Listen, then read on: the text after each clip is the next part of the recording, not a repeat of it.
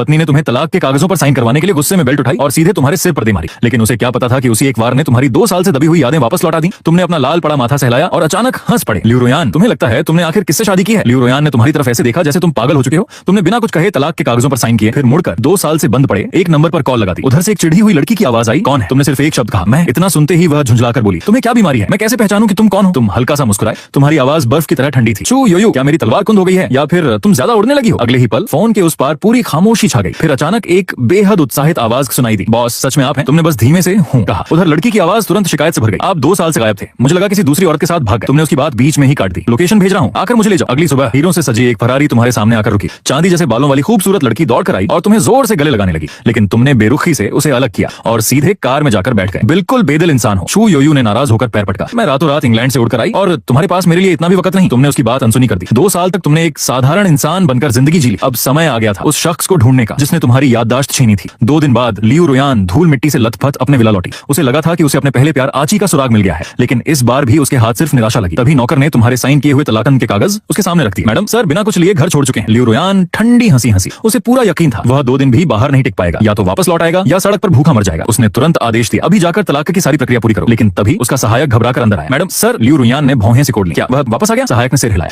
नहीं सर को इंग्लैंड के सबसे अमीर परिवार की बेटी चू योयू के साथ होटल में जाते हुए देखा गया है। दोनों पूरी रात बाहर रहे। ये सुनते ही लियू रोयान का चेहरा गुस्से से काला पड़ गया।